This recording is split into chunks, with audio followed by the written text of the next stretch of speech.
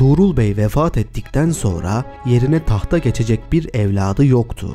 Vezir Amidülmülk ise Tuğrul Bey'in ölümü sırasında Kutalmış isyanını bastırmakla meşguldü. Amidülmülk sultanın ölüm haberini alınca derhal Kutalmış'ı bırakıp payitahta döndü.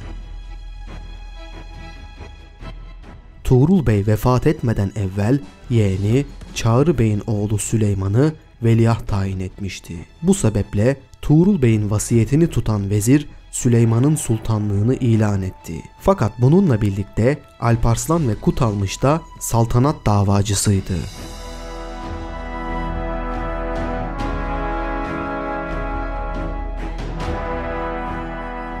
Kahramanlığı dolayısıyla Selçuklu askerleri Alparslan'ın sultan olmasını istiyordu. Fakat Kutalmış hızlı davranarak 50.000 kişilik Türkmen ordusuyla Rey şehrine yürüdü.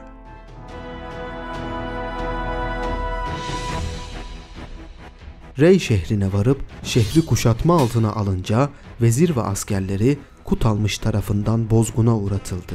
Askerleriyle Rey kalesine sığınan Amidülmülk durumu Alparslan'a bildirdi. Alparslan ona payitahtı terk etmemesini ve ordusuyla Rey şehrine geleceğini bildirdi. Bu sırada Alparslan, Tuğrul Bey'in vefatı üzerine ayaklanan Huddalan emiri ve Musa Yabgu isyanlarını bastırmakla uğraşıyordu. Komutanlarından Erdem'in emrine verdiği orduyu da Kutalmış üzerine sevk ederek durumu idare etmeye çalıştı. Bu sırada Huddalan emirinin isyanını kısa sürede bastırıp yönünü Herat'taki büyük amcası Musa Yabgu'ya çevirdi. Erdem komutasındaki Alparslan'a mensup askerler ile Kutalmış ordusu Rey civarında karşılaşınca Kutalmış Erdem'i mağlup etti. Bu sırada Alparslan büyük amcası Musa Yabgu'yu da mağlup ederek esir aldı. Bu ihtiyar amcasına çok hürmet ve ikramda bulundu. Böylece Alparslan doğuda emniyeti sağladıktan sonra süratle Kutalmış üzerine yürüdü.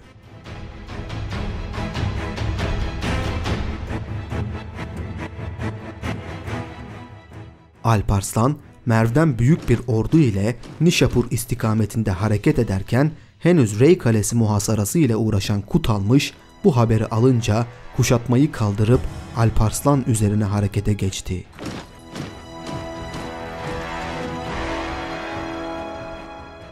Alparslan, Damegan'a varınca Kutalmış'a haber gönderip onu saltanat davasından ve savaştan vazgeçirmeye çalıştı. Fakat kuvvetine güvenen ve babası Arslan Yabgu'nun Selçukluların büyüğü olduğunu ileri süren Kutalmış, saltanatın kendisine ait olduğunu bildirdi. Neticede iki ordu Damegan yakınlarında karşı karşıya geldi.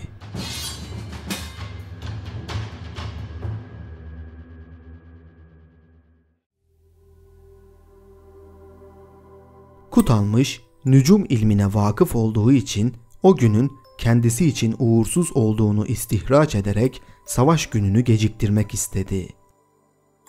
Fakat karşısında muharebe safları kurulmuş, Alparslan bir an önce netice almaya karar vermişti.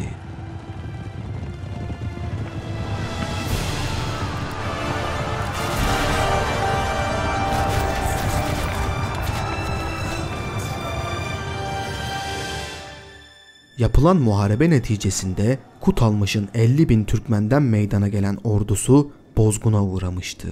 Kutalmış oğlu Süleyman Şah ile Resul Tekin esir alınırken Kutalmış savaş meydanından kaçmayı başarmıştı. Ancak çekilirken askerleri bozulup dağıldı ve Kutalmış'ı yalnız bıraktılar. Bu sırada atından düşen Kutalmış yaralanmış ve kan kaybetmeye başlamıştı. Sığındığı bir ağılda ölü olarak bulundu.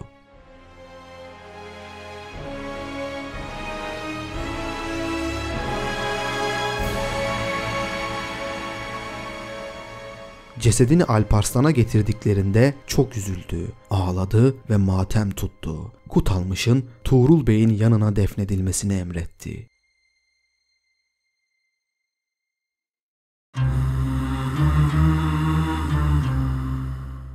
Alparslan bu suretle Bütün saltanat davacılarını ve rakiplerini bastırdıktan sonra Rey şehrine gelip Tuğrul Bey'in sarayı Darül Memleke'de Selçuklu tahtına çıktı. Selçuklu'nun emirlerini ve beylerini huzuruna davet ederek büyük bir ziyafet verip hilatler dağıttı. Cülüs merasimini müteakip her tarafta adı Cuma hutbelerinde okundu. Namına para basıldı. Abbasi halifesi Kaim bi Emrillah, Alparslan namına hutbe ve dua okuttuktan sonra saltanatını tasdik ve ünvanlarını tefviz etti.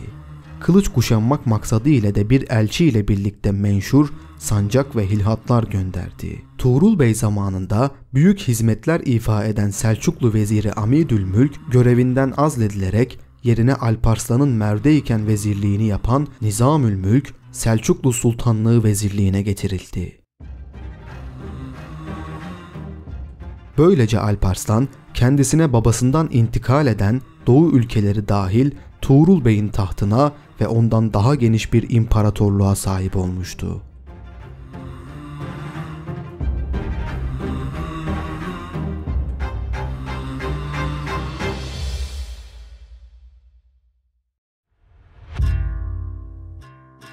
Sultan Muhammed Alparslan çocukluğundan beri kabiliyeti ve kahramanlıkları ile babasının veliahtı ve Merv Meliki olmuş, Tuğrul Bey'in vefatı üzerine de aynı kudret ile rakiplerini yenerek Selçuklu İmparatorluğu'na sahip olmuştu.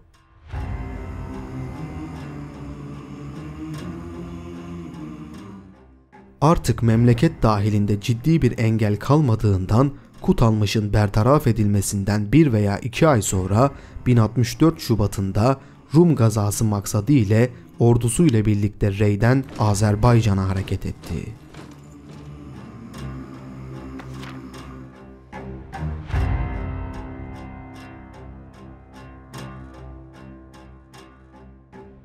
Azerbaycan bölgesindeki Müslüman emirlerin tamamı Selçuklu tabiyetini kabul etmiş bulunmaktaydı. Nahçıvan'a geldikten sonra oğlu Melikşah'ı Nizamülmülk ile birlikte civar kalelerin fethi için görevlendirdi. Kendisi de Gürcü beldelerine hareket etti.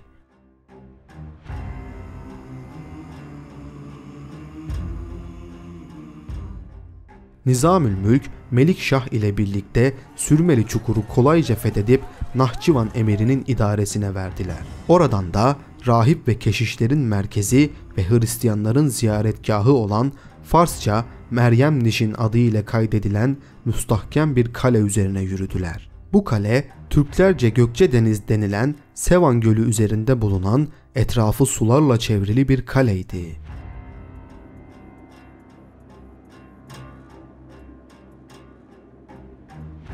Demir ile bağlı taşlardan yapılmış surlar ve göl üzerinde bulunması kalenin fethini zorlaştırıyordu. Bu sebeple orduyu idare eden Nizamülmülk şehrin muhasarası için gemiler yapılmasını emretti. Bu sayede şehir dört bir taraftan kuşatıldı. Çetin çarpışmalar esnasında çok şehit verildi. Hatta 12 yaşındaki genç şehzade Melikşah yanan bir gemiden suya atlamak suretiyle ölümden kurtulmuştu. Nihayet surlarda açılan gedikler sayesinde bu şehirde fethedilmişti. Buradaki Hristiyan halkın bir kısmı Müslüman oldu.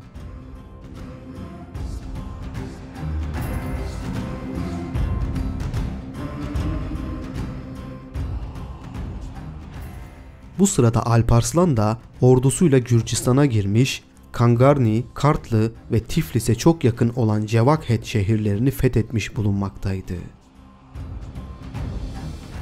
Sultan Ahalkelek üzerine yürürken Melikşah ve Nizamülmülk de kendisine yetişti. Sultan Alparslan veliaht yapmak istediği Melikşah'ın fetihlerini öğrenince çok sevinmişti. Meydana gelen bu büyük Selçuklu ordusu 1064 yılında Ahalkelek önlerinde karargah kurdu. Sultanın şiddetli hücumları sonunda kale fethedilmişti.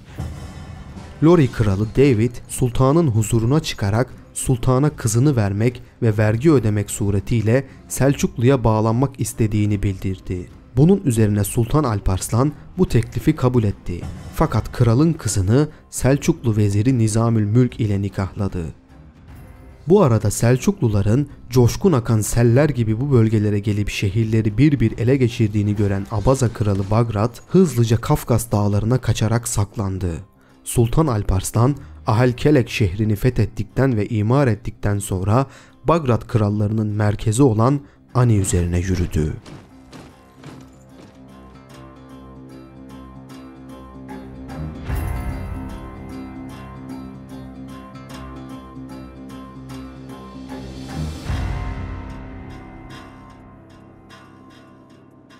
Ermeni Bagrat hanedanının eski başkenti olan Ani'nin görünüş itibariyle etrafa korku ve dehşet saçan bir hali vardı. Yüksek dağlar gibi surları vardı. En yüksek tepelere kalın burçlar inşa edilmişti. Arpaçay Nehri şehrin 3 tarafını bir yay gibi kuşatarak akıyordu. Diğer tarafı ise geniş ve derin hendekler kazılarak içine su doldurulup geçilmesi imkansız hale getirilmişti. Giriş çıkışlar hendeğin üzerine yapılan köprüden sağlanıyordu. Bu şartlarda Ani'yi zapt etmek imkansız gibi göründüğü için şimdiye kadar hiçbir düşman Ani'yi kuşatmaya cesaret edememiş, hatta yaklaşamamıştı. Pek çok kilisesi olan şehrin nüfusu da oldukça kalabalıktı. Sultan Muhammed Alparslan karargahını şehrin karşısındaki araziye kurdurdu. Surlar merdivenlerle aşılamayacak kadar büyük olduğu için tahtadan yüksek burçlar inşa edildi. Bu burçların tepelerine mancınıklar yerleştirildi. Bu mancınıklardan atılan taşlar ile kale surları gece ve gündüz ara vermeden günlerce dövüldü.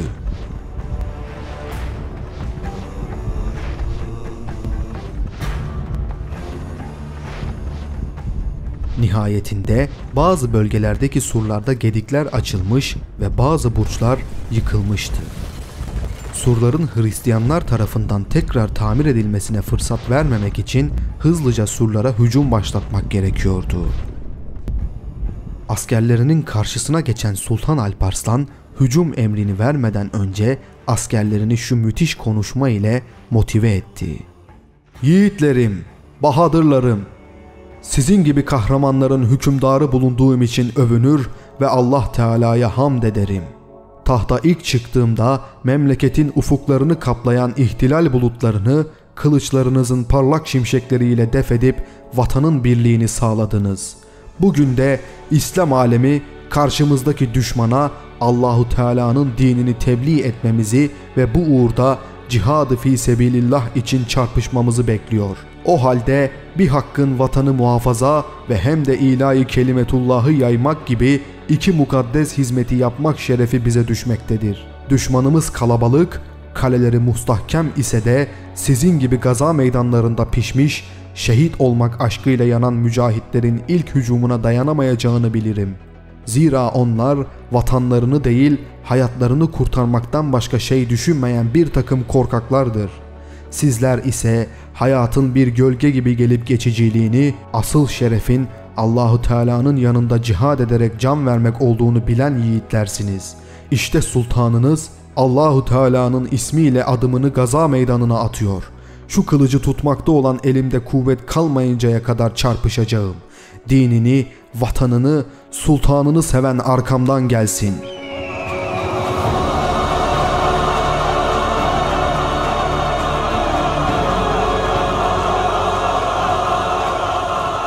Bu hitabe üzerine Selçuklu askerleri büyük bir aşk ve muazzam bir heyecanla sultanlarının arkasından Allah Allah nidaları ile Ani şehrine hücum ettiler.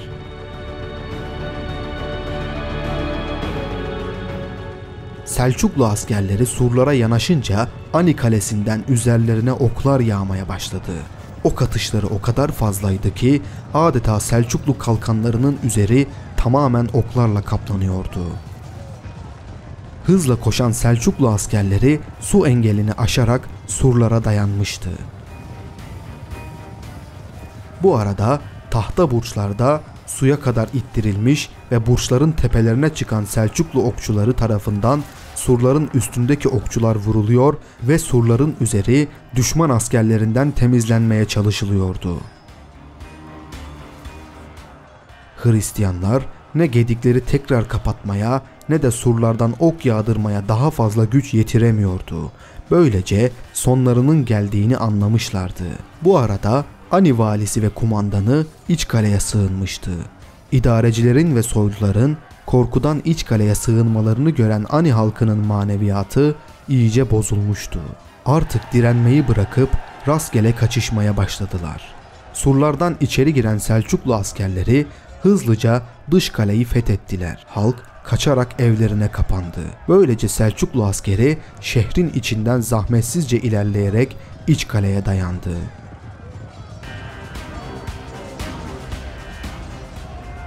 Kısa süre sonra iç kalede zapt edilince Ani şehri tamamen fethedilmiş oldu. Sultan Muhammed Alparslan şükür secdesine kapanarak Allah'a hamd etti. Hristiyanların zapt edilemez zannettikleri bu büyük şehir Sultan Alparslan tarafından fethedilmişti. Sultan Ani şehrinde bir müddet kalıp tanzim ve tamir işleriyle uğraştı. Halkın bir kısmı Müslüman olurken şehrin en büyük kilisesi kılıç hakkı olarak camiye çevrildi. Sultan şehir halkının İslamiyet'i öğrenmeleri için medreseler yaptırıp alimler tayin etti. Şehri korumak üzere bir kumandan görevlendirildi. Böylece Hristiyan dünyasının doğudaki en mustahkem şehri Müslümanlar tarafından fethedilmiş oldu. Bu haber Doğu Roma'ya ulaşınca Hristiyanlar dehşete kapıldılar. Buna karşın İslam dünyası da büyük bir sevince gark olmuştu. Nizamülmülk Ani zaferini bir fetihname ile halifeye bildirmiş, sarayda okunan fetihname halifenin övgü ve dualarına sebep olmuştu. Bu fetihler İslam dünyasında büyük bir sevinç meydana getirirken Halife Kaim bi Emrillah Sultan Alparslan'a Ebul Feth yani fetihlerin babası unvanını verdiğini bildirdi. Böylece Sultan Alparslan bu büyük Kafkas seferi ve fetihlerinden sonra 100.000 kişilik ordusu, 50.000 esir ve pek çok ganimetle Rey şehrine döndü.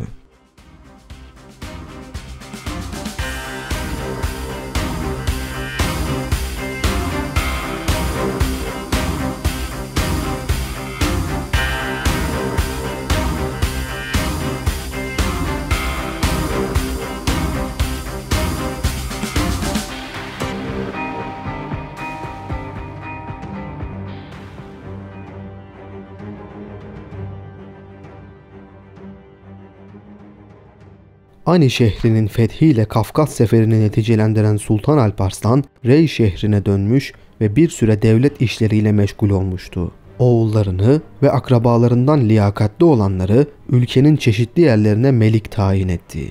Herat'ın idaresini ihtiyar amcası Musa Yabgu'dan alarak ona Mazenderan'ı verdi. Kardeşi Süleyman'ı Belhe, diğer kardeşi İlyas'ı da Toharistan'a melik gönderdi. Oğullarından Arslan Şah'ı Merv melikliğine getirirken Arslan Argun'u Harezm'e, Togan Şah'ı Herat'a ve Ertaş'ın oğullarını da İsfizar'a gönderdi. İsfahan ve Şiraz vilayetlerini de oğlu Melikşah'a vermişti. Şehzadelerin tayinlerini hallettikten sonra Sultan Alparslan Merv şehrine hareket etti.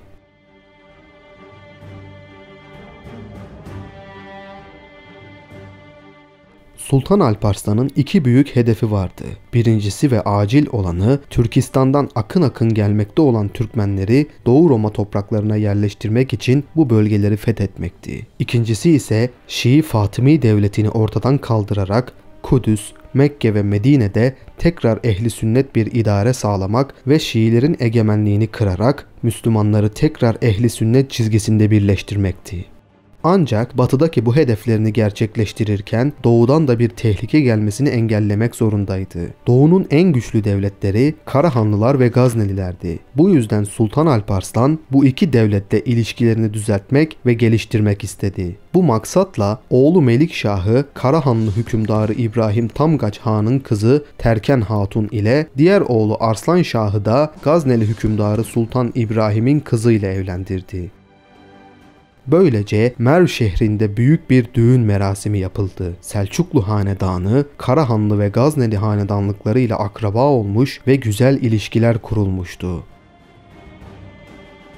Böylece Sultan Alparslan doğuda tekrar emniyeti sağlamış, doğunun en güçlü devletleriyle yakınlık kurmuştu. Geriye sadece kuzeydeki tehlikeyi bertaraf etmek kalmıştı. O tehlike de Kıpçaklardı.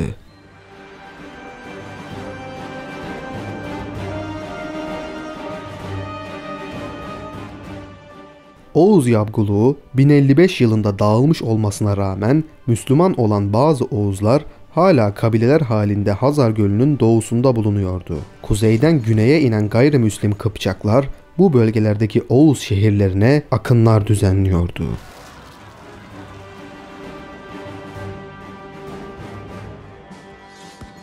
Kıpçak baskısından kaçan Oğuzlar ise Selçuklu topraklarına kaçarak buralara sığınmaya çalışıyordu. Ancak nüfusları çok kalabalık olan bu Türkmen sığınmacılar burada yaşayan halka büyük bir külfet oluyor ve Büyük Selçuklu Devleti'ni ekonomik olarak sıkıntıya sokuyordu. Bu yüzden hem bu göçü önlemek hem de Türkmenlere yapılan zulümleri durdurmak için Kıpçak hükümdarı Kafşu'da ders vermek gerekiyordu.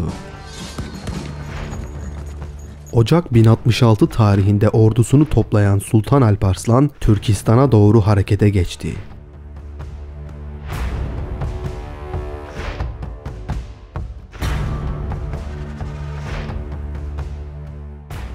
Ordu Hazar Denizi'nin doğu kıyılarını dolaşarak Harezm'e varınca Alparslan oğlu Melikşah'ı Nizamülmülk ve birkaç ümera ile birlikte orada bıraktı. Kendisi de ordusuyla Kıpçak hükümdarı Kafşut üzerine hareket etti.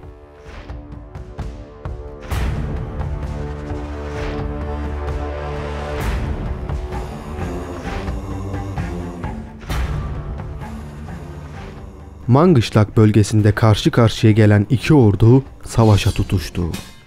Kıpçaklar Alparslan karşısında müthiş bir bozguna uğradı. Bu zaferden sonra Kıpçak hükümdarı Kafşut Sultan Alparslan'a itaatini bildirdi. Böylece Sultan Alparslan eski Atayurdu topraklarını fethetmiş oldu.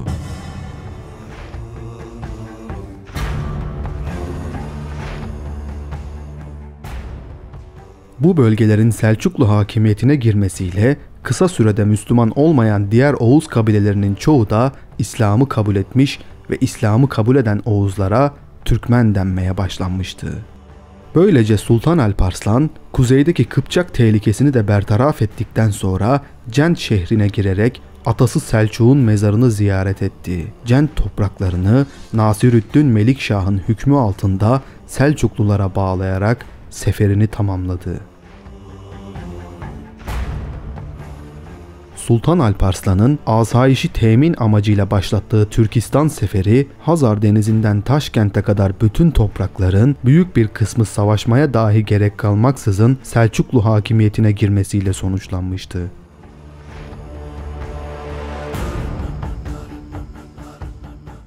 Bunun üzerine ordusuyla Merv şehrine dönen Alparslan muhteşem bir törenle oğlu Melikşah'ı veliaht tayin ettiğini, kendisinden sonra ona tabi olunmasını bildirdi. Ayrıca Selçuklu topraklarının tamamında Melikşah'ın adı Alparslan ile birlikte hutbede okunacaktı.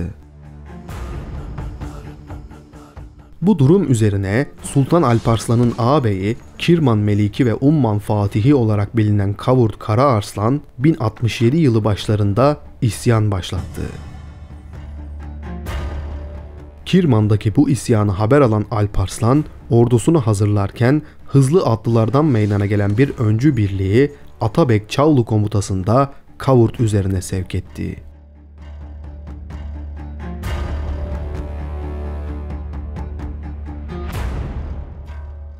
Kısa sürede Kirman'a varan öncü birlik Kavurd'un ordusuyla karşılaştı ve Kavurd'un ordusunu bozguna uğrattılar. Böylece Alparslan'ın Kirman'a gelmesine bile gerek kalmadı. Esir alınan Kavurd kardeşine mektup yazarak af dilemek zorunda kaldı. Bunun üzerine Sultan Alparslan ağabeyini affederek kızlarına büyük miktarda çeyizlik malzeme gönderdi. Böylece Kavurd'u iyilikle tekrar kendine bağlamıştı. Bu isyanı da çözdükten sonra Sultan Alparslan artık yönünü batıya çevirmişti. Bu sırada Kafkaslar'da Gürcüler tekrar hareketlenmeye başlamış ve kaybettikleri şehirleri geri almak için bölgedeki Selçuklular üzerine saldırıya geçmişlerdi. Haberler Sultan Alparslan'a ulaşınca derhal ordusuyla yola koyularak ikinci defa Kafkasya üzerine yürüdü. Nizamülmülk ve meşhur Kafkasya Fatihi Savtegin de beraberindeydi. Bütün mahalli Müslüman emirleri sultanı uzaktan hediyeler ile karşıladılar. Sultan Alparslan 1068 yılı başında Şeki üzerine yürüyerek Gürcü ve Abazaları tard etti. Savaşa cesaret edemeyen Kral 4. Bagrat yine aniden kaybolmuştu. Şeki hakimi Ahsartan muharebeye girişmeden teslim oldu ve hatta sultanın eliyle İslamiyet'i kabul etmek istedi. Buna çok sevinen Sultan Alparslan buradan hareket ederek Tiflis'e yürüdü.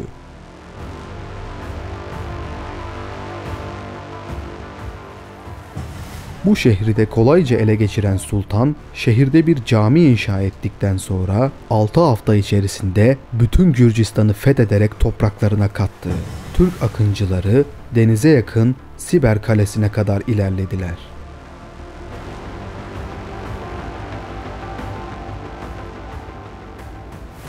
O yıl çok şiddetli bir kış olduğu için Sultan Alparslan Ani şehrine giderek bir müddet orada kaldı.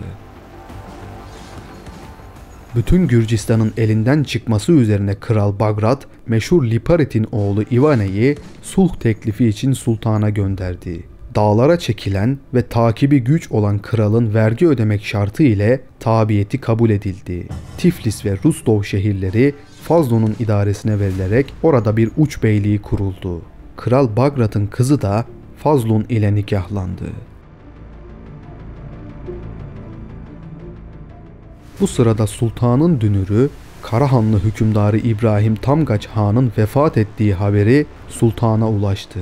Kaynakların Büyük Tamgaç Han unvanı ile çok övdükleri bu hükümdar vefat edince çocukları arasında müthiş bir taht kavgası başlamıştı. Türkistan'da çıkan bu karışıklıklar sebebiyle Sultan Alparslan bu ikinci Kafkas seferinde yarıda bırakarak Rey şehrine dönmek zorunda kalmıştı. Komutanlarından Savtekin'i Azerbaycan ve Kafkasya'da asayişi sağlaması için görevlendirdi. Ayrıca emrindeki komutanların bazılarına da Anadolu'nun fethine devam etmeleri konusunda gerekli emirleri verdi. Sultan ordusuyla payitahta dönerken Selçuklu emirleri de Türkmen ordularıyla Anadolu içlerine ilerlemeye başladı.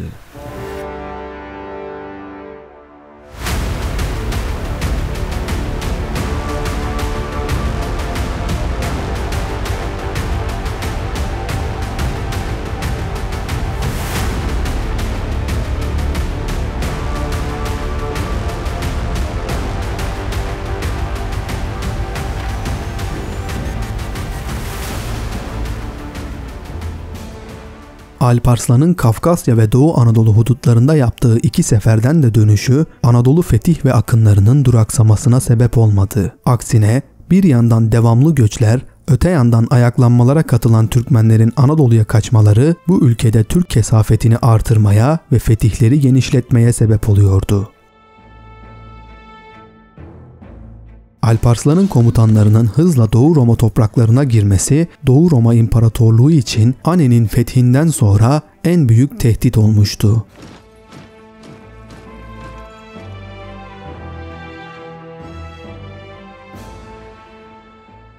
Rumlar, bugüne kadar iyi müdafaa edilemeyen ve gittikçe tehlikeye düşen Anadolu'yu kurtarmak için Roman Diyojen gibi kudretli bir komutanı imparatorluk makamına çıkardılar.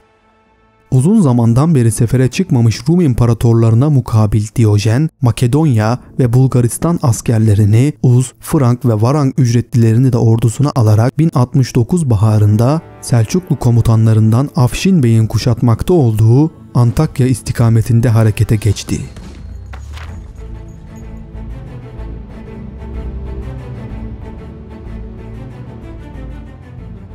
Rum ordusu Kayseri'ye doğru ilerledikçe Türkmenler de geri çekiliyordu. Nihayet Diyojen Kayseri'ye varınca Oğuzların Niksar'ı ele geçirdiğini öğrendi. Bu sebeple yolunu Sivas'a doğru değiştirdi. Türkmenler çevrilmek tehlikesiyle karşılaşmamak için mallarını bırakarak kaçmaya başladılar. Fakat arkalarından yetişen imparator bir miktar Türkmeni esir alırken birçok Türkmeni de öldürdü.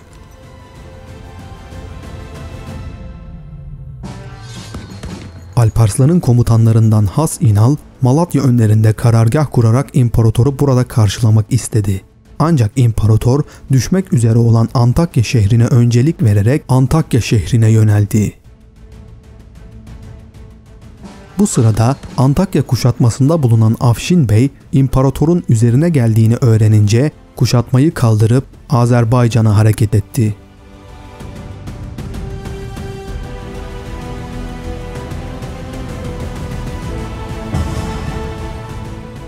Böylece Antakya'yı kurtaran Diyojen buradan Münbit şehrine hareket etti. Şehri kuşatıp şiddetli bir muhasaradan sonra burayı tekrar ele geçirmeye muvaffak oldu. Buradaki Müslüman halkın bir kısmını esir alırken bir kısmını da kılıçtan geçirerek köylerini yaktı.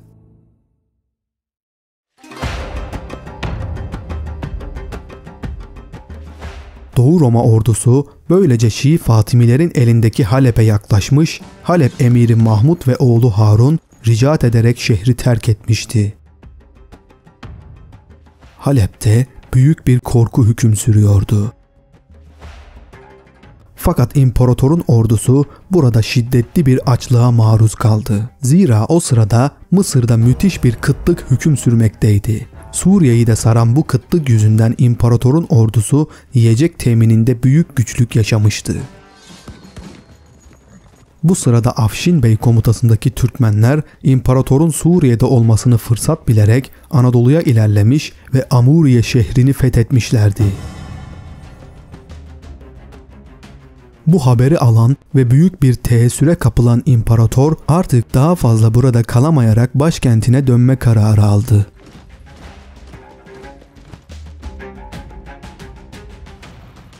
Fakat dönüşünde de ordusunu Anadolu'da Türkmenlere karşı koymaları için dağıttı.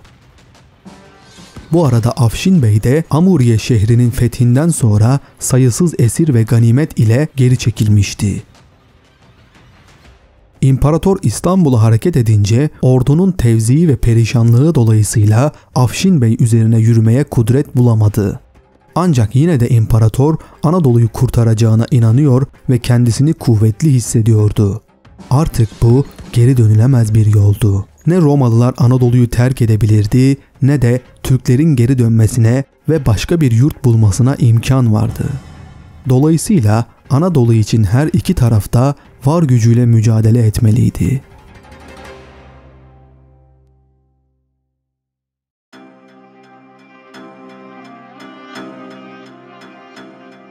Bu arada Karahanlıların taht kavgası neticelenmiş ve tahtı Sultan Alparslan'ın damadı olan Şemsülmülk Nasır Han ele geçirmişti. Damadının Karahanlı tahtına oturmasından dolayı Sultan Alparslan, Karahanlılar üzerine sefer yapmaktan vazgeçerek Rey şehrine döndü. Sultan Alparslan'ın ilk hedefini Doğu Roma değil Şii Fatimileri teşkil ediyor, Anadolu'dan eskiden İslam'a ait ve şimdi Roma'nın elinde bulunan bölgeleri fethetmeyi kafi görüyordu.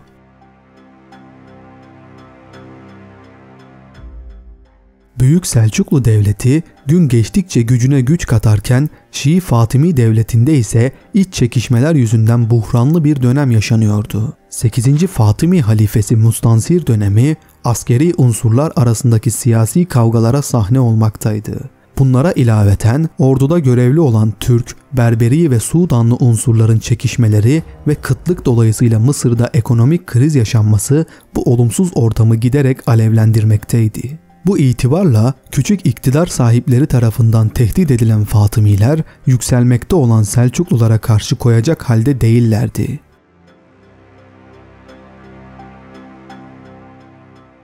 Bu hassas durum Halep emiri Mahmud el-Mirdasi'yi siyaset gereği Selçuklulara yaklaştırmıştı.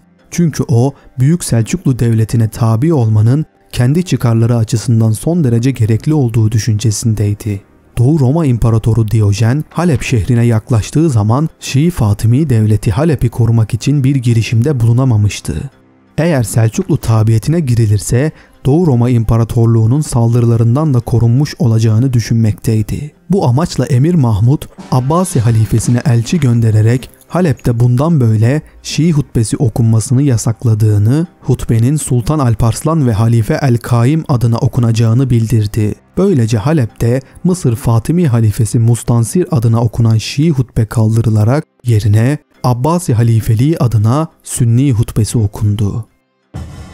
Bu şekilde Halep Mirdasoğulları Emirliği de Büyük Selçuklu tabiyetini tanımış oldu. Bu sıralarda Şii Fatimi devletinde vezirlik makamında bulunan Nasirüddevle bin Hamdan bulunduğu mevkiyi sağlamlaştırmış ve halife üzerinde de etkili olmaya başlamıştı. Rakipleri Bedrül Cemal ve İldeniz gibi komutanları bertaraf ettikten sonra Mısır yönetimini tamamen eline geçirmek ve Şii halife Mustansir'i devirip yerine geçmek için harekete geçti. Bu amaçla Sultan Alparslan'a elçi göndererek ordusuyla birlikte Mısır'a gelmesini, Mısır'ı kendisine teslim edeceğini ve Şii hutbeyi kaldırıp yerine Sünni hutbe okutacağını bildirerek Sultan Alparslan'ı Mısır'a davet etti. Bu davet Selçukluların arayıp da bulamadıkları fırsatlardan birisiydi. Çünkü Sultan Alparslan'ın en büyük hedefi Şii Fatimi devletine son verip İslam dünyasında ehli sünneti hakim kılarak siyasi ve manevi bütünlüğü sağlamaktı. Bu amaçla vakit kaybetmeksizin hazırlıklara başladı. Komutanlarından Uvakoğlu Emir Atsız'ın emrine 50.000 kişilik ordu vererek onu Suriye bölgesini ve Kudüs'ü fethederek Mısır'a giden yolu açmakla görevlendirdi. Emir Atsız Suriye'yi fethetmek için yola çıkarken Sultan Alparslan da yaklaşık 50.000 kişilik ordusunu toplayarak 1070 Temmuz'unda payitahttan Azerbaycan'a hareket etti.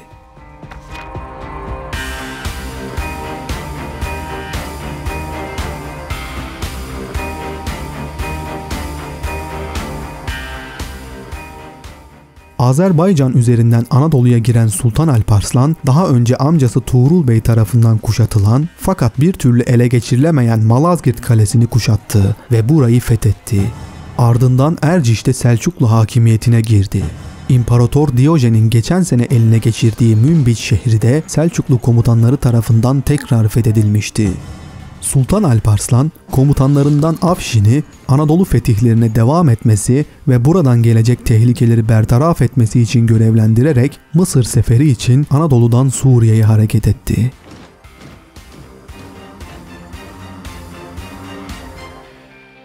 Bu sırada Doğu Roma İmparatorluğu'nun başkenti İstanbul, Selçuklu Sultanı Alparslan'ın büyük bir orduyla Anadolu'ya girdiği, Malazgirt, Erciş ve Münbiç'in ele geçirildiği haberleriyle çalkalanıyordu. İmparator Roman Diyojen bu haberler üzerine dehşete kapıldı. Ancak o Anadolu seferi için zaten bir senedir hazırlık yapmakta olduğundan kısmen hazır sayılırdı. Orduların en kısa sürede Üsküdar'da toplanmasını emretti.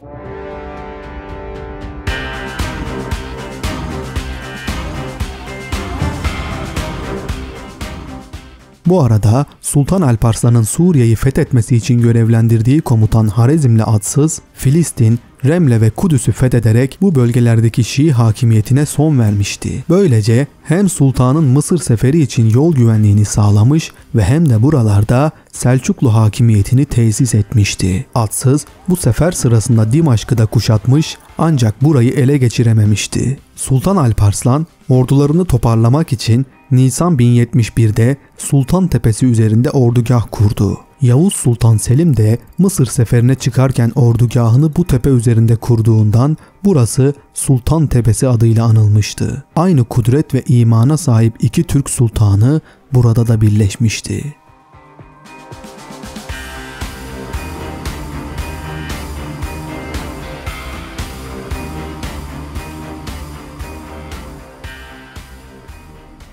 Sultan Alparslan burada Mısır seferi için hazırlıklarını tamamlarken Mekke emiri Ebu Haşim sultana elçi göndermiş ve Mekke'de Şii ezan ve Şii hutbesi okunmasını yasakladığını, artık hutbenin Abbasi halifesi Kaim bi Emrillah ve Selçuklu Sultanı Alparslan adına okunacağını bildirmişti.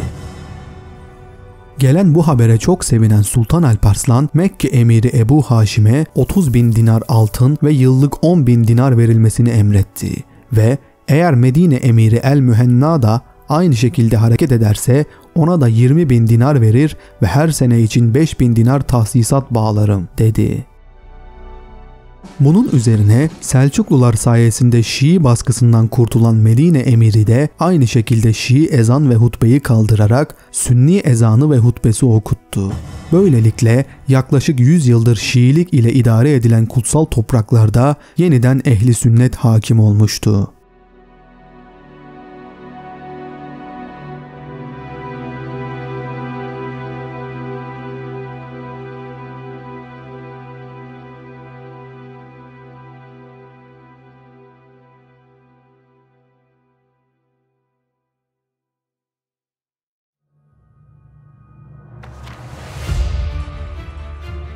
Sultan Alparslan'ın Suriye seferine çıkmasından sonra durumun daha da kötüleştiğini gören İmparator Roman Diyojen büyük bir ordu kurmak için hazırlıklara başladı.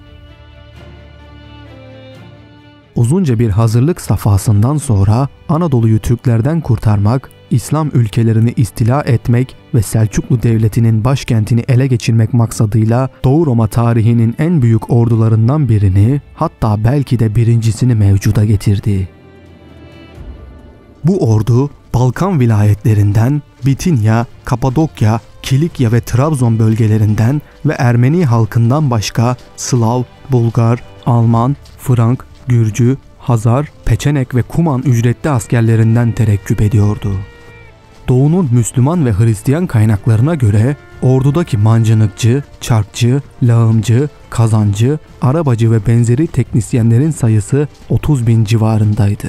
Orduda bulunan Romalı devlet memuru ve tarihçi Mihal Attaliates'in yazdıklarına göre 800 mandanın çektiği 400 araba nalları ve çivileri taşırken mancınık, silah ve malzemeleri taşımak için 1000 araba ayarlanmıştı. Ayrıca 10 kantar ağırlığında taşlar fırlatabilen devasa bir mancınık 1200 kişi tarafından çekilebiliyordu.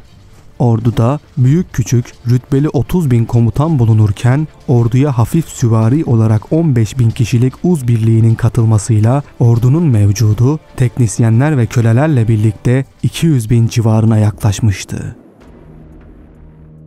İmparator sayı ve donatım bakımından gerçekten muazzam sayılabilen bu orduya güvenerek Anadolu'yu Türklerden kurtaracağına inanıyor ve bütün İslam ülkelerini ele geçireceğini ümit ediyordu. Hatta öyle ki İslam şehirlerine vali olarak atayacağı komutanları bile belirlemeye başlamıştı. Komutanlarıyla yaptığı bir toplantıda doğudaki bütün camileri kiliseye çevireceğini söylemişti. Bu sırada Sultan Alparslan nihayet hazırlıklarını tamam edip önce adsızın alamadığı Dimaşk'ı almak ve oradan da Mısır üzerine yürüyüp Şii Fatımi devletine son vermek için harekete geçmişti. Fakat tam bu sıradaydı ki İmparator Roman Diyojen Sultan Alparslan'a bir elçi ile mektup gönderdi. Mektubunda Alparslan'dan Malazgirt, Erciş ve Münbit şehirlerini Doğu Roma'ya iade etmesini istiyor, aksi takdirde büyük bir ordu ile Selçuklu üzerine hareket edeceğini bildiriyordu. Bu mektup üzerine gazaba gelen Alparslan, elçiyi sert bir cevap ile geri gönderdi. Zira Sultan Alparslan için elçinin gelişi Rumların taarruz edemeyecekleri kanaatini uyandırıyordu. Fakat ardından Sultan Alparslan'a Selçuklu komutanlarından da mektuplar gelmeye başladı. Bu mektuplarda İmparator Diyojen'in Selçuklu'ya karşı büyük bir ordu topladığı belirtiliyordu. Bunun üzerine Sultan Alparslan yalnızca hassa askerlerini yanına alarak yaklaşık 15.000 kişilik bir orduyla Suriye ve Mısır yolundan dönmek zorunda kaldı. Ordusunun çoğunu Suriye'de bırakan Sultan, orduyu Halep emiri Mahmud ve Harezmli Adsız'ın emrine vererek Dimaşk şehrinin fethedilmesini emretti. İmparator Diyojen 2 sene önce 30 ila 40 bin kişilik bir ordu ile Anadolu'ya sefer yapmış ve kuraklık sebebiyle pek fazla netice elde edemeden geri dönmek zorunda kalmıştı. Sultan Alparslan yine aynı durumun olduğunu düşünüyor, İmparator Diyojen'in böyle büyük bir ordu meydana getirdiğini bilmiyordu. O, Afşin Bey ve diğer komutanların askerleriyle birleşmeyi Diyojen'i durdurmak için yeterli görmüştü. Ancak henüz Afşin Bey de imparatorun nasıl bir ordu topladığından habersizdi. Zira Roman Diyojen sessiz ve hızlı hareket etmiş, imparatorluk hazinesini adeta bu orduyu toplamak için tüketmişti.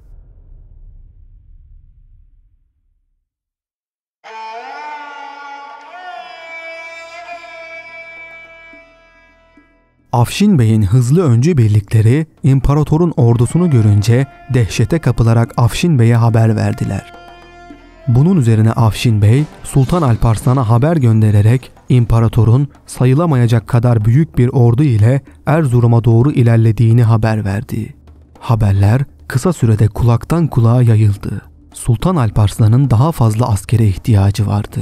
Ancak ordusunun büyük bir kısmı Dimaş kuşatmasıyla meşguldü. Oradaki ordunun haber alıp hazırlanarak Musul'a gelmesi uzun süreceğinden ve hem de Kudüs, Mekke ve Medine'nin tekrar Şii Fatımilerin eline geçmesine sebebiyet vereceğinden yalnızca Aytekin'in hafif süvariler ile desteğe gelmesi emredildi. Ayrıca veziri Nizamülmülk'ü Hemadan'a gönderen sultan, Nizamülmülk'e süratle doğudan asker göndermesini de emretti. Bu sırada İmparator Diyojen ordusuyla Erzurum'a vasıl olmuştu. Burada kendisine şark kuvvetleriyle katılan Ermeni Basil, Alparslan'ın korktuğunu ve Halep'ten Irak'a çekildiğini haber verdi. Bu haber üzerine daha fazla cesaret bulan imparator buradan Azerbaycan'a, oradan da İran'a inerek Selçuklu'yu tamamen tarih sahnesinden silmeyi hedefliyordu. Ancak öncesinde Gürcistan'ı Selçuklu elinden almak için 20 bin zırhlıyı Gürcistan üzerine sevk edip hem bu bölgelerdeki Hristiyan gücülerle birleşmek hem de orduya yemek temin etmek görevini verdi. Sicilya'da Araplara karşı savaşlarda şöhret kazanan Ursel ile Tarkaniotes komutasında 30 bin kişilik bir öncü birliği de Malazgirt ve Ahlat üzerine gönderip onlara yolları açmak, erzak hazırlamak ve tahribat yaparak sultanın dönüşünü önlemek vazifesi verdi. Kendisi de arkadan büyük bir ordu ile harekete geçti. Haberi alan Sultan Alparslan için savaşmaktan başka çare kalmamıştı.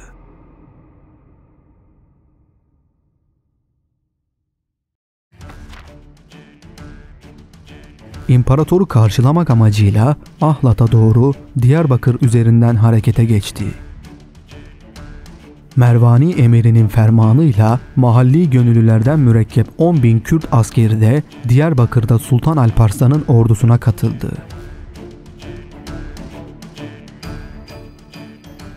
Az sayıda Selçuklu kuvvetinin savunduğu Malazgirt Kalesi eman ile imparatora teslim oldu. Ancak imparator eman verdiği halde Müslüman halkı kılıçtan geçirdi. Diyarbakır'dan süratle Ahlat'a vasıl olan Alparslan burada kuvvetleriyle kendisini bekleyen Afşin Bey ile birleşti. Böylece sultanın ordusu 40 bini akıncılardan, 13 bin kadarı da çeşitli bölgelerden gelen atlı kuvvetiyle 50 bine ulaşmış oldu. Roman Diyojen Malazgirt'i tahrip ve halkın bir kısmını katlederken Alparslan da Ahlat'tan Malazgirt'e doğru ilerliyordu.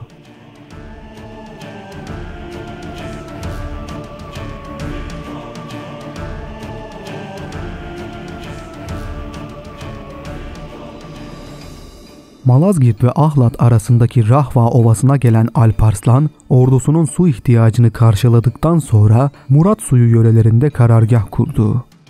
Buralardaki tepeleri ele geçirerek ovayı kontrol altına aldı.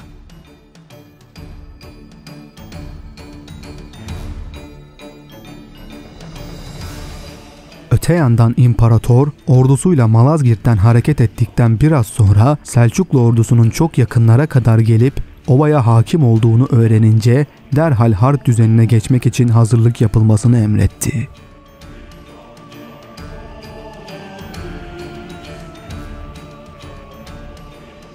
Selçuklu ordusunun Doğu Roma ordusuna karşı ancak 1/4 kadar olduğunu tahmin eden Sultan Alparslan, kesin sonuçlu bir meydan savaşına girişmeye henüz karar vermemişti. Doğu Roma ordusunun sayısını tespit ettirmek ve müzakerede bulunmak maksadıyla komutanlarından Savtekin ve Halife Kaim'in elçisi Mahleban'ı imparatora elçi olarak gönderdi.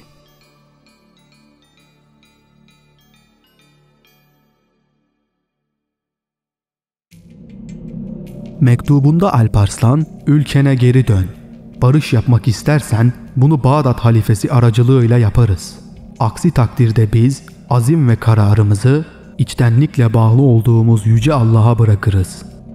Ancak imparator Alparslan'ın bu elçi heyetini korktuğu için barış yapmak amacıyla gönderdiğini düşünmüştü. Bunun yanında ordusunun gücüne güvenen imparator, "Ben bu üstün ve kudretli duruma pek çok para ve çaba harcayarak eriştim. Barış ancak ve ancak Selçuklu başkenti Rey'de yapılacaktır. Ben İslam ülkelerine hakim olmadıkça geri dönmeyeceğim," diyerek Alparslan'ın önerisini sert ve kaba bir biçimde reddetti. Ardından şu soruyu sordu: "İsfahan mı daha güzeldir, Hemedan mı?" Bu soru üzerine elçilik heyeti şaşırmış ve heyet başkanı İbnül Mahleban, "İsfahan daha güzeldir" cevabını vermişti. Bunun üzerine imparator, "Öyleyse biz İsfahan'da, hayvanlarımız da Hemedan'da kışlayacak," dedi. Bunun üzerine Savtekin, imparatorun bu mağrur tavırları karşısında daha fazla dayanamayarak şöyle dedi: "Hayvanlarınız Hemedan'da kışlayabilir. Fakat siz nerede kışlarsınız onu bilemem."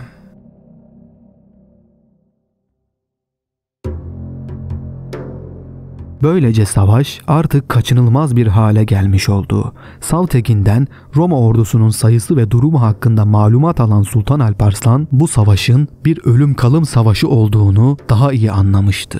Şayet bu muharebenin neticesi yenilgi olursa Selçuklu düşer, İslam alemi düşerdi. Sultanın endişesini gören hocası Ebu Nasır Muhammed onu şu sözlerle teselli etti: "Ey Sultan, sen Allah'ın diğer dinlere zafer vaat ettiği İslamiyet uğrunda cihat yapıyorsun. Bu sebeple İslam ülkelerindeki camilerde bütün hatiplerin Müslüman halkla birlikte senin için dua edecekleri cuma günü namazdan sonra düşmana saldır. Ben Yüce Allah'ın zaferi senin adına yazdığına inanıyorum." İslam halifesi Kaim bi Emrillah, Sultan Alparslan için bir hutbe yazmış ve bütün İslam ülkelerine bunu ulaştırmıştı. Günümüze kadar ulaşan bu hutbe, o gün 26 Ağustos günü Cuma namazından önce bütün camilerde okunmuştu. Medine'de, Mekke'de, Kudüs'te, Halep'te, Bakü'de, İsfahan'da, Bağdat'ta, Semerkant'ta, Buhara'da, Gazne'de, bütün İslam topraklarında aynı hutbe ve dua Sultan Alparslan ve ordusu için okunuyordu. "Allah'ım, İslam'ın sancaklarını yükselt ve hayatlarını sana kulluk için esirgemeyen mücahitlerini yalnız bırakma. Alparslan'ı düşmanlarına muzaffer kıl ve askerlerini meleklerin ile teyit eyle. Zira o senin rızanı kazanmak için varını, canını ve her şeyini fedadan sakınmıyor. O senin yolunda ve dininin üstünlüğü için nasıl cihad ediyor ise sen de onu öylece koru. Düşmanlarını kahret."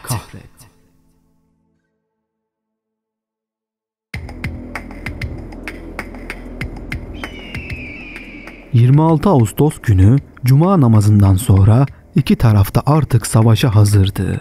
Selçuklu askerleri birbirleriyle helalleşmiş ve vedalaşmıştı.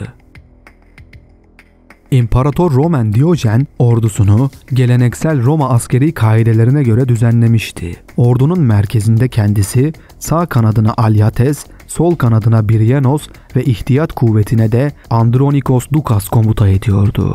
Ordunun merkezinde saray ve muhafız kıtaları başta olmak üzere iyi teçhizatlanmış Ermeni piyadeleri ve Rum zırhlı süvariler bulunuyordu. Sol kanatta ise Balkanlardan ve Avrupa'nın çeşitli bölgelerinden gelen askerler bulunuyordu. Sağ kanatta Kapadokyalılar ile geri kalan Anadolu birlikleri mevcuttu. Bu ön cephenin hemen arkasında bu birliklerin düşman karşısında zorlandığı ve yorulduğu anlarda onlara takviye olarak görev alacak olan İtalyan, Norman ve Nemçeli ihtiyat kuvvetleri bulunuyordu.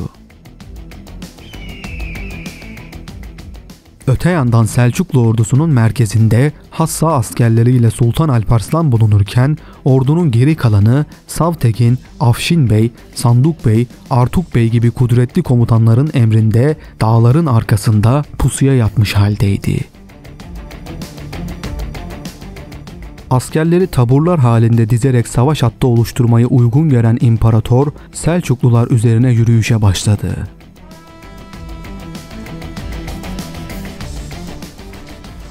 Rum ordusunun tozu dumanı katarak harekete geçtiğini gören Sultan Alparslan da ordusunu harekete geçirdi.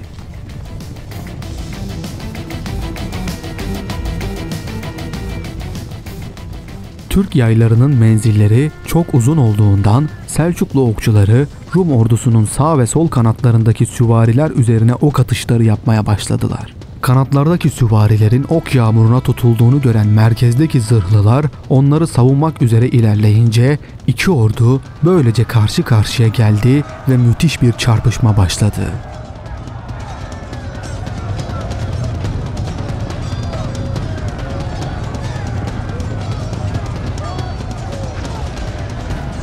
Rum ordusuyla bir müddet çarpışan Selçuklu merkezi sultanın emriyle düzenlerini bozmadan hızla geri çekilmeye başladılar. İmparator Diyojen bu geri çekilmeyi gerçek bir geri çekilme zannederek ordusunun tamamına hücum emri verdi. Gerçekten de her şey çok kolay olmuş gibi görünüyordu. Savaşın neticelendiğini düşünen Rum ordusu ganimet ve esir almak amacıyla olan gücüyle ilerlerken ihtiyat kuvvetlerinin bile disiplini bozulmuştu.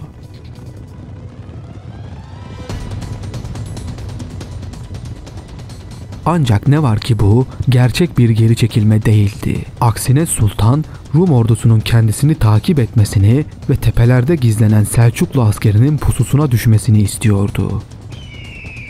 Ağır zırhlı olan Rum ordusu hafif Selçuklu atlılarına yetişmek için fazla efor sarf ederek yoruluyordu. İmparator disiplinin bozulmaması için emirler veriyor, ordusunu düzenlemeye çalışıyordu. Ancak hemen 300-400 metre uzağında kaçan düşmanı gören bir orduyu durdurmak pek mümkün değildi. Bizzat Sultan Alparslan tarafından büyük bir ustalık ve maharetle uygulanmakta olan bu sahte ricat harekatı tam bir başarıya ulaşmıştı. Selçuklu pusularının bulunduğu hatlara kadar ilerlemiş olan imparator artık genel karargahından epey uzaklaşmıştı. Sultan Alparslan boruların çalınmasını emretti.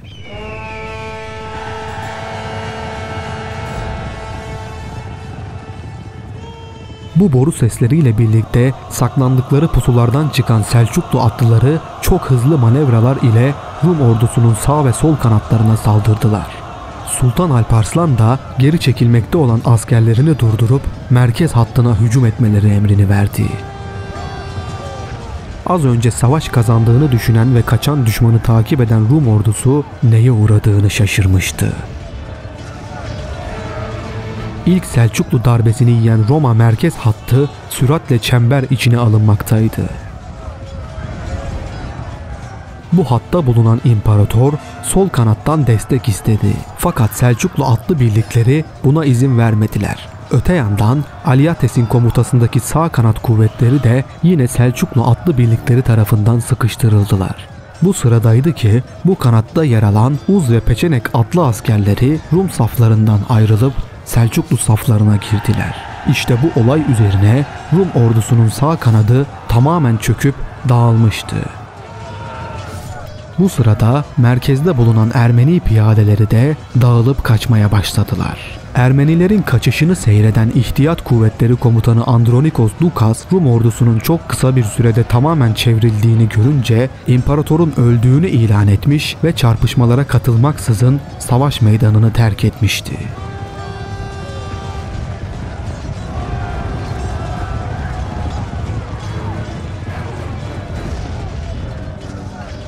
Böylece Kurt Kapanı'na alınan Roma ordusu Selçuklu ordusu tarafından kuşatılmış, kuşatılan ordunun büyük bir kısmı kılıçtan geçirilmiş, çok sayıda general de esir alınmıştı. Askerlerden ancak bir bölümü kaçarak canlarını kurtarabilmişti. O sırada Roma ordusunda bulunan Romalı tarihçi Attaliates eserinde şunları yazmıştı.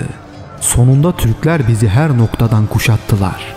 O zaman her birimiz var olan bütün gücümüzle ve elimizden geldiğince hızlı kaçarak kendimizi kurtarmaya çabaladık. Düşmanlar bizi topuğumuzun dibinden izleyerek takip ettiler. İçimizden kimini öldürdüler, kimini tutsak ettiler ve kimini atlarıyla ezdiler. Felaketimiz anlatılacak gibi değildi. Her ağıta ve figana baskındı.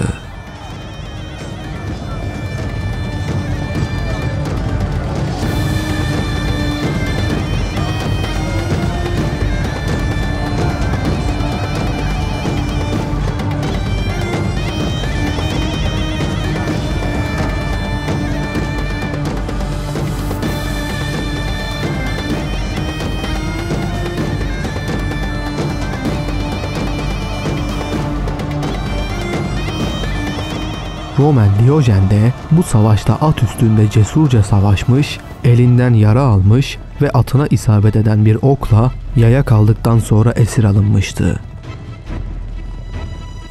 Selçuklu ordusu tarafından ele geçirilen ganimetler muazzamdı.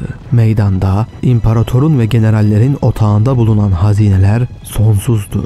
Altın ve mücevher dışında toplanan kıymetli eşya ve gümüşler gazilere dağıtıldı. Malazgirt ve Ahlat bölgesi halkı ile gaziler servete boğuldu. Rum birliklerine ait sayısız silah, at, malzeme ve eşyanın bolluğu sebebiyle 3 zırhın fiyatı 1 dinara, 12 miğferin fiyatı 2 dirheme kadar düşmüştü.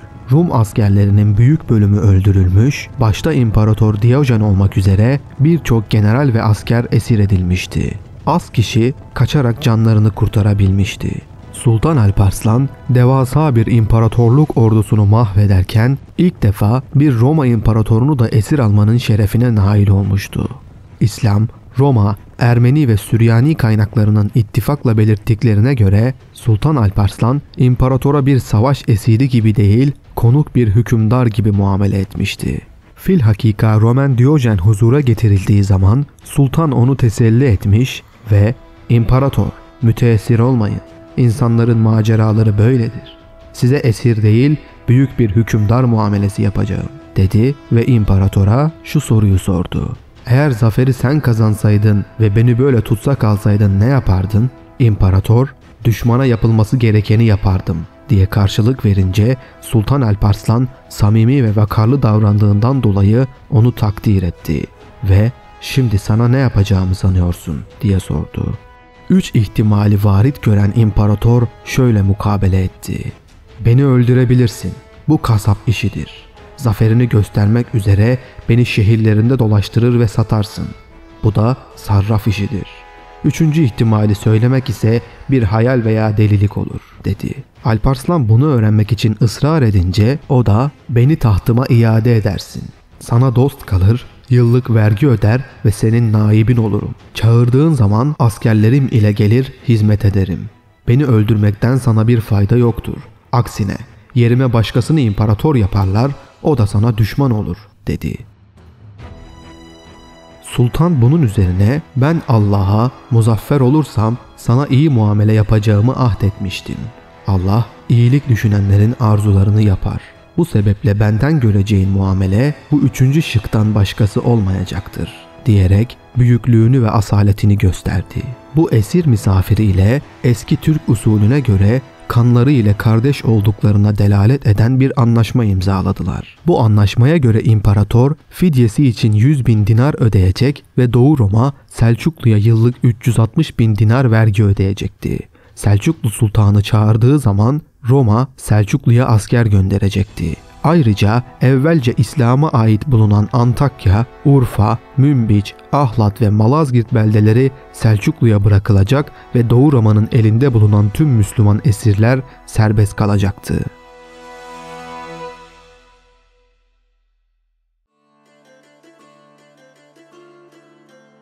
Bu anlaşma Doğu Roma'yı tamamıyla Selçuklu'ya tabi bir ülke haline getiriyordu. Bu şekilde anlaşma yapıldıktan sonra Sultan Alparslan, İmparator Roman Diyojen'i bir kıta Türk askerinin himayesinde İstanbul'a gönderdi.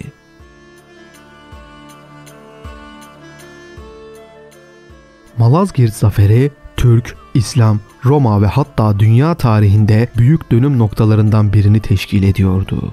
Sultan Alparslan başta halife olmak üzere her tarafa fetihnameler göndererek müjde haberini vermişti.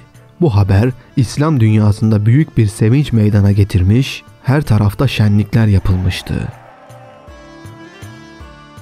Alparslan Hemedan'a dönünce başta halifenin elçisi ve mektubu olmak üzere birçok hükümdarların gönderdiği elçi, tebrik ve hediyeleri kabul etti.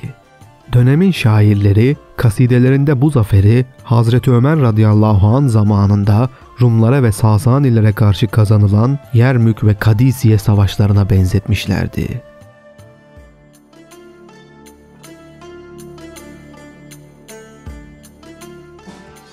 Bu sırada İmparator Roman Diyojen Niksar'a varınca Roma Senatosu tarafından tahttan indirildiğini ve yerine Mihal Dukas'ın tahta çıkarıldığını öğrendi. Bunun üzerine beraberindeki Selçuklu kıtasını geri gönderirken Sultan Alparslan'a yazdığı mektupta tahtın elden çıktığını ve daha fazla bir kudreti olmadığını bildirdi. Yeni İmparator Dukas'ın emriyle alıkonulan Roman Diyojen'in gözlerine mil çekilerek kör edildi. Diyojen, düşmanı olan Selçuklulardan gördüğü insanlıktan sonra kendi milleti olan Rumlardan gördüğü bu zalimliği de Sultan Alparslan'a bildirmişti. Kınalıada'da hapis tutulan Roman Diyojen, ızdıraplar içinde feci bir şekilde hayata gözlerini yumdu. Bu duruma çok hiddetlenen Sultan Alparslan, "Bugünden itibaren Rumlarla mevcut sulh sona ermiştir. Artık haça tapanlar öldürülecek ve memleketleri istila olunacaktır. Bundan böyle arslan yavruları olunuz. Yeryüzünde gece gündüz kartal gibi uçunuz ve Rumlara merhamet etmeyiniz," diye emir verdi.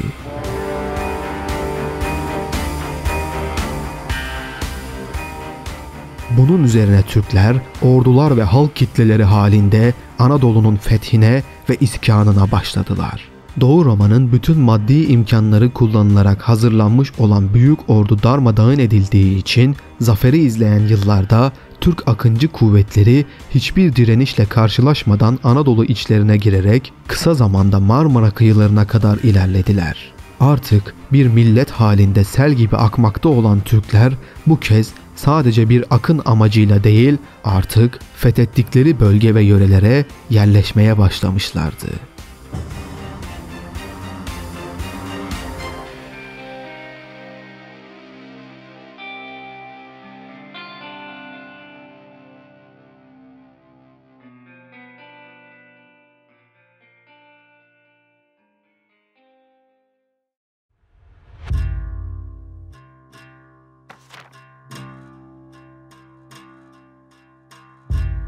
Malazgirt zaferinden bir yıl sonra.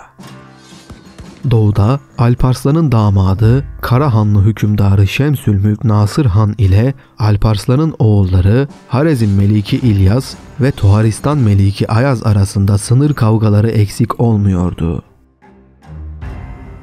Şemsülmülk Nasır Han'ın Türkistan tarafında bulunduğu bir sırada Alparslan'ın oğlu Ayaz, Buhara ve Semerkant taraflarına akınlar yapmıştı.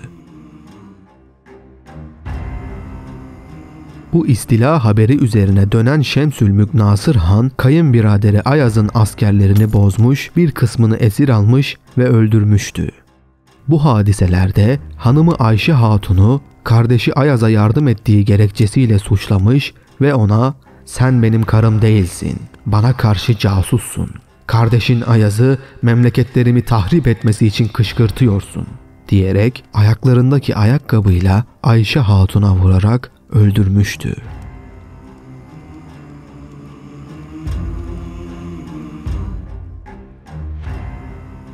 Kızı Ayşe Hatun'un damadı tarafından öldürüldüğünü öğrenen Sultan Alparslan daha önce hiç bu kadar öfkelenmemişti.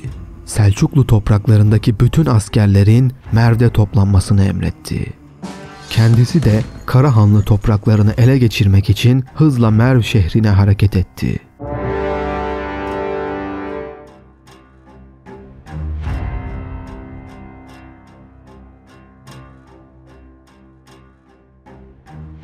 Nihayet toplanan 200.000 kişilik devasa ordu Selçuklu tarihinde şimdiye kadar toplanmış en kalabalık orduydu. 1072 yılının Eylül ayında bu büyük Selçuklu ordusu Karahanlı toprakları üzerine harekete geçti. Şemsülmülk Nasır Han, Sultan Alparslan'a mektuplar yazıyor, af diliyor ve kızı Ayşe Hatun'u öldürmediğini, onun hastalıktan dolayı öldüğünü söyleyerek Sultan Alparslan'ı bu seferden vazgeçirmeye çalışıyordu.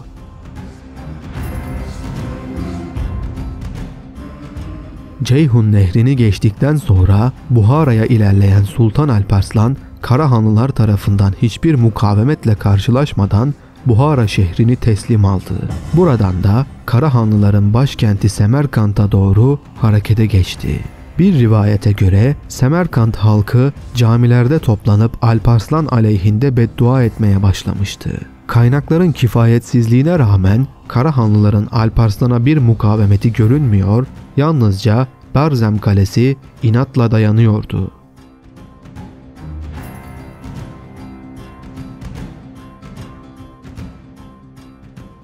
Ancak kale muhafızı ve bir batıni olduğu rivayet edilen Yusuf Harezmi daha fazla mukavemetin imkansız olduğunu düşünerek bir suikaste karar verdi. Sultan Alparslan teslim olması halinde kaleyi kendisine bırakacağını haber verince Yusuf Harezmi teslim olmuş ve sultanın huzuruna çıkarılmıştı. Elini öpmek bahanesiyle sultana yaklaşan Yusuf Harizmi, çizmesinde sakladığı hançer ile Sultan Alparslan'ı ağır biçimde yaraladı.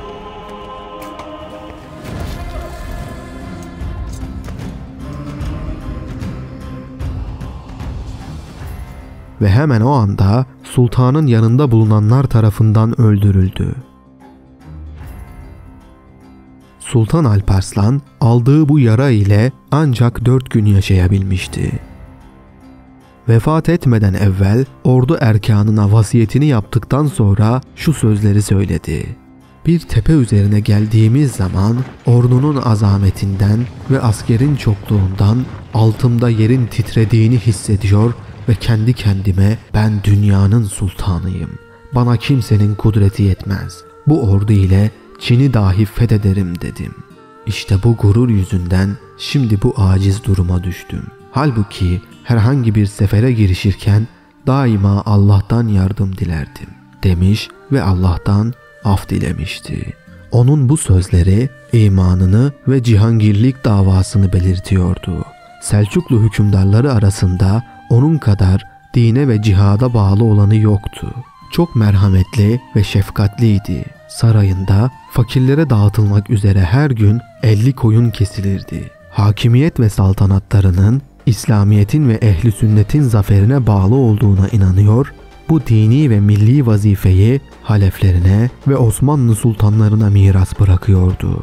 Onun vefat haberi yayılınca bütün İslam dünyası yasa girmiş, halife kaim bir emrillah bir haftalık yas ilan etmişti. Sultan Muhammed Alparslan, babası Çağrı Bey'in askeri yetenekleri ve amcası Tuğrul Bey'in siyasi dehasını bünyesinde birleştirmiş, büyük bir insan olarak tarihe mal olmuştu. Allah kendisine rahmet etsin.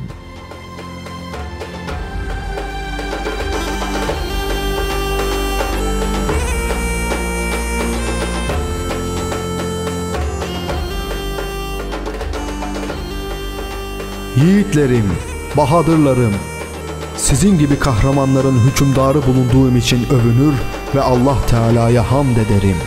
Tahta ilk çıktığımda memleketin ufuklarını kaplayan ihtilal bulutlarını kılıçlarınızın parlak şimşekleriyle defedip vatanın birliğini sağladınız. Bugün de İslam alemi karşımızdaki düşmana Allahu Teala'nın dinini tebliğ etmemizi ve bu uğurda cihad-ı fi sebilillah için çarpışmamızı bekliyor. O halde bir hakkın vatanı muhafaza ve hem de ilahi kelimetullahı yaymak gibi iki mukaddes hizmeti yapmak şerefi bize düşmektedir. Düşmanımız kalabalık, kaleleri müstahkem ise de sizin gibi gaza meydanlarında pişmiş, şehit olmak aşkıyla yanan mücahitlerin ilk hücumuna dayanamayacağını bilirim. Zira onlar vatanlarını değil hayatlarını kurtarmaktan başka şey düşünmeyen bir takım korkaklardır. Sizler ise hayatın bir gölge gibi gelip geçiciliğini, asıl şerefin Allahu Teala'nın yanında cihad ederek can vermek olduğunu bilen yiğitlersiniz. İşte sultanınız Allahu Teala'nın ismiyle adımını gaza meydanına atıyor. Şu kılıcı tutmakta olan elimde kuvvet kalmayıncaya kadar çarpışacağım. Dinini, vatanını, sultanını seven arkamdan gelsin.